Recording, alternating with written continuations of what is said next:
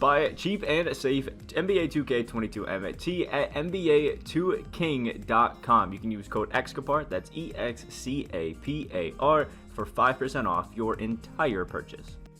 Alright, tier lists are back, and we're starting off with the best point guards tier list in NBA 2K22 Myteam. So if you guys are excited, that like button down below as well. Subscribe if you guys are new, and comment any guys you want to move up, down, in between, all around, down in the comment section below, and have some fun. Now this one's probably going to be a little bit shorter than normal tier lists are. I've been pretty busy today, and I'm trying to just get this out and ready to go right before anything happens. So if you guys don't like that, I apologize, but most of you guys skip to the end anyway because you don't love me. It's just how it is. So we're just going to show off each tier and talk about some of the reasons why I put some guys there. So we got the hard pass tier with Pat Bev, Lou Will, John Stockton, Gilbert Arenas, Mark Price, and Jason Kidd. I think this is pretty self-explanatory picks for a lot of these. Pat Bev just plays defense, playmakes a little bit, but I'm just not really a fan of him. I literally only am going to use this Patrick Beverley because I have to get other cards like Larry Bird, and that's it. Lou Williams just has a jumper that brings you a little bit too close into other people, so it just makes it really hard to actually get those shots off clean and consistently, and he's a bit undersized. John Stockton, in my opinion, just has a bad dribble style, and there's just so many other cards that can do what he can do that I don't really need him. Gilbert Arenas, I mean, come on, need I say more? He's one of the worst jumpers in the game. Mark Price plays no defense, can't dunk at 6 foot. Just not what I need. At this point, I can shoot with almost everybody that I put on a court. I don't need Mark Price to come out here and only shoot for me. And Jason Kidd is one of the worst jumpers in my team history. He is a great all-around guy, but with that jumper, we can't be using him. The still decent tier is coming in hot with some picks here. They're all here. Kobe White, one of the new cards, that's jump shot 80. He does have the quick dribble style, and I will say he's not bad. But I think there's a lot of cards that are pretty fun to use. This Kobe White can be okay. And he has only 10 wins in clutch time, which can be kind of fun. I just don't think that he does anything too crazy to really be insane. Nick Van Exel has that Vince Carter release, and it's just not one that I really like. He does have a decent dribble style and is kind of a fun card if you know what you're doing with him, but in my opinion, I'm just going to have to say it's a no-go. Markelle Fultz is one of the best shooting cards you can find because he does have that Steph Curry jump shot base, but just has a terrible dribble style, so he's really not going to be doing all of that much, but I do think he's stupid fun to use. Mike Conley's up next. One of the short kings, 6'1", has a good defense, good shooting, can play make a little bit. Like, he is really fun. I just think that when it comes to those cheaper budget PGs, he just kind of fell off the list a little bit, and is slowly working his way down. Kyle Lowry's out here. Galaxy Opal has a decent jumper that's pretty easy to time, but has the base dribble style, so really not going to do anything. Kyle Lowry is great with a little bubble butt out there, playing great defense, good playmaking. Honestly, this Kyle Lowry is solid. I just wish he didn't have that base dribble style to hold him back as a point guard. Gus Williams next, that fundamental dribble style and an alright jumper. I think he'd be okay. I'm just not really too excited about Gus Williams, nor should you if you had got him. Eric Snow, one of the OG Ruby budget guys. I just think he's so consistent, man. Jump shot 28 is just a jumper that's so easy to time. For some reason, it just feels money this year, and he had absolutely lockdown defense as well for a Ruby. This was a damn good budget PG.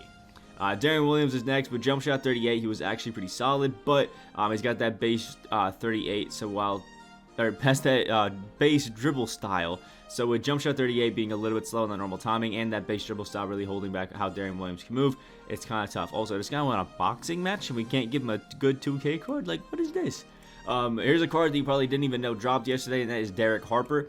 Derek Harper is an alright PG. Actually comes to Hall of Fame clamps, which is kind of unreal. Like, did you know Derek Harper was locking it down like that? I don't think I was paying attention to basketball or maybe even alive when he was playing. But Derek Harper is a great playmaker, great defender. Can't really shoot the 3-ball too well, though he has a good rating and does have a decent dribble style. I just don't think that he's what I'm looking for a PG. And Jerry West, kind of a similar story to the John Stockton we're talking about. I just prefer Jerry's jumper and 6'9" wingspan, just a little bit better. So I'm just going to go with Jerry. Good defense, a great shooter, awesome playmaker, just not really going to be finishing too much. And last but not least is the king of playmaking and chucking up some threes, and it is Stevie Nash. A super fun card if you're looking to do that, but outside of, chucking some threes and playmaking a bit, he doesn't really do anything insanely well.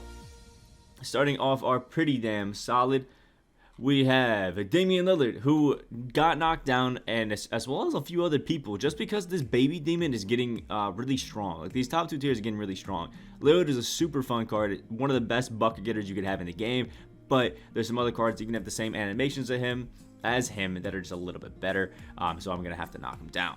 Baron Davis is fun, and same thing with John Wall, because I'll talk about both these guys at the same time. Baron Davis and John Wall are both crazy good cards at shooting, finishing, playmaking, even have some pretty decent defense, but both of these guys have the base dribble style, so no matter how cheesy they could be, let's be honest, if they both had like the Lillard dribble style, for example, these cards would be up there, and possibly the baby demons, which is crazy. Allen Iverson is a super undersized guy, but is really fun and one of the best dribblers in the game, who is just a card that you want to use because he's fun to use. He's not a card you're going to be using because he's the best in the game, but he's just fun, allowing you to dribble, dunk over people with his crazy 6-foot height. I just like using him. Steve Francis, again, one of the best dribbling cards in the game, has a good jumper. That old Dion Waiters jumper, although it's called like 116 or something like that this year. Steve Francis can get to the hoop. He can play make really well, and he's a damn good shooter. Just doesn't really play too much defense. Magic Johnson is only here because he's 6'9". I mean, that's just kind of how it works. We like Magic Johnson cards because he's a tall PG, and that's really about it. Although he does feel a bit slow and clunky this year. Jeremy Lin is a good card. Stupid good at getting the basket and dunking on people. His defense is actually alright. The only problem comes with the fact that jump shot 40 really isn't great for a guy who you want to use as a primary ball handler and scorer, which is a bit tough, but Lin still is a bucket getter.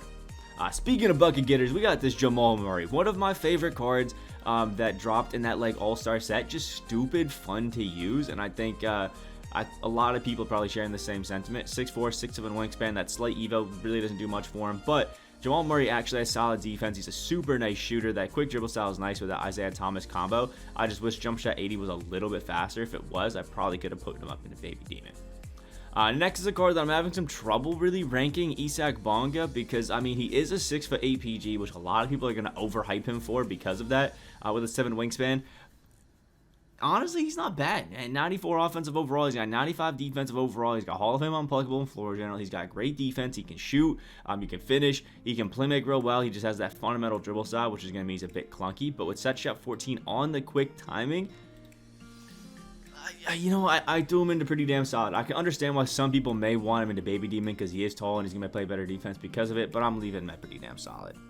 And we have Freddie Van Vliet, the Giannis jumper, a quick dribble style, just a fun card, but he is super undersized. I will say Freddie plays really good defense for a guy of his stature in the game, but let's be honest, the power creep of taller PGs is coming into the game and Freddie just can't keep up.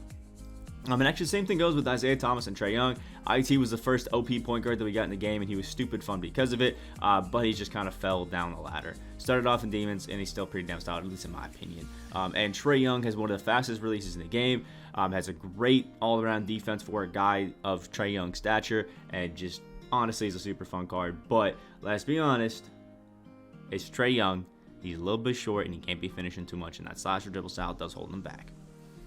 Starting off our baby demon tier. I'm moving this around. Hopefully I didn't move that too bad. My fault. We have a pretty decent slate of cards. This has changed up a lot from the last time. We have Galaxy Opal De'Aaron Fox, who is only outside of the baby demons outside of the demons because they didn't give him his jumper on quick. A lot of cards got their jumper on quick today, and De'Aaron Fox is stayed at normal on that Paul George jumper.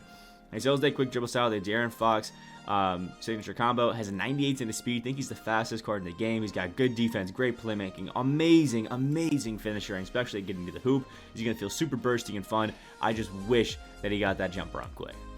Next up is if you want to use Damien Lillard, but better, use this Galaxy Opal Darius Garland. This guy is an absolute bucket getter, super fun. I've been using him myself a little bit here and there, and he's actually really nice because you have essentially everything that you would get with Lillard, that jumper on quick, the quick dribble style, even has the Kobe Bryant combo, which is insanely good, and then comes with defensive badges already, has Hall of Fame hyperdrive, quick chain, quick first step, and an amazing shooter, 97's in the speed. He's just such a fun card. Darius Garland's a hooper.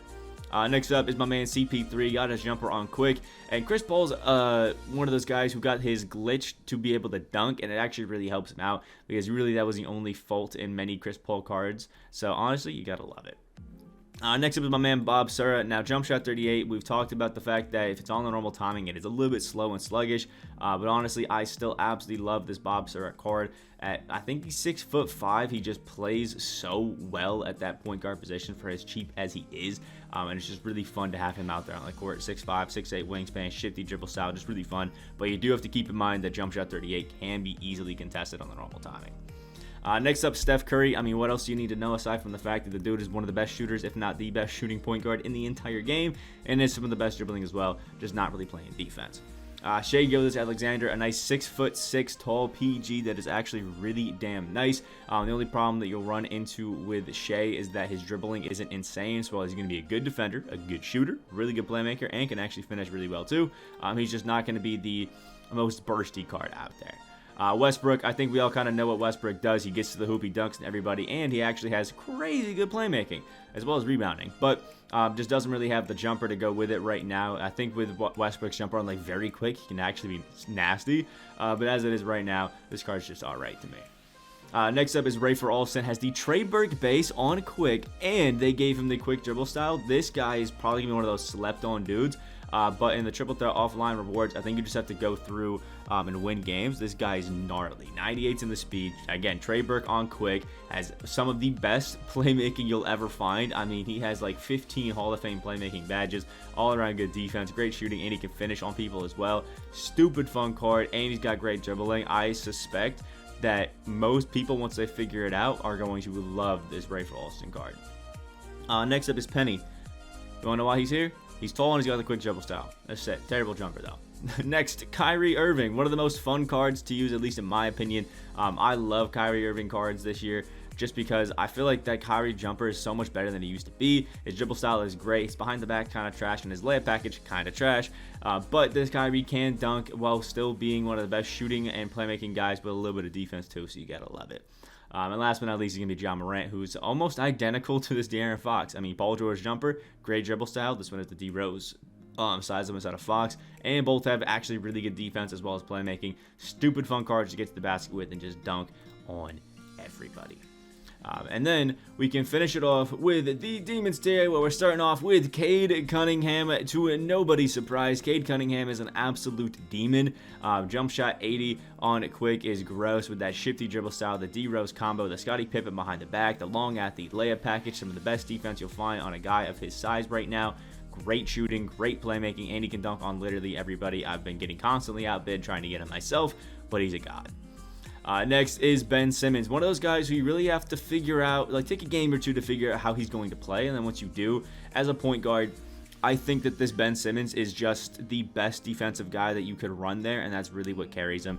And now the fact that we have these insane +8 Galaxy Opal coaches means that you can get a Ben Simmons off the rip that has a 99 speed, a 73-point shot, 99 perimeter defense because of Don Nelson, which is just absolutely gross, honestly. It makes this Ben Simmons insane. One of the best finishing big men, one of the best defending point guard in the game. It's gross. If you have this Ben Simmons, get Don Nelson's coach. You will not regret it. Next up is Alonzo Ball, one of the best defensive PGs you could find that isn't named Ben Simmons, at 6'6", with an absolutely amazing jumper, one of the best playmaking cards you'll find. Super fun to just run the break with this guy.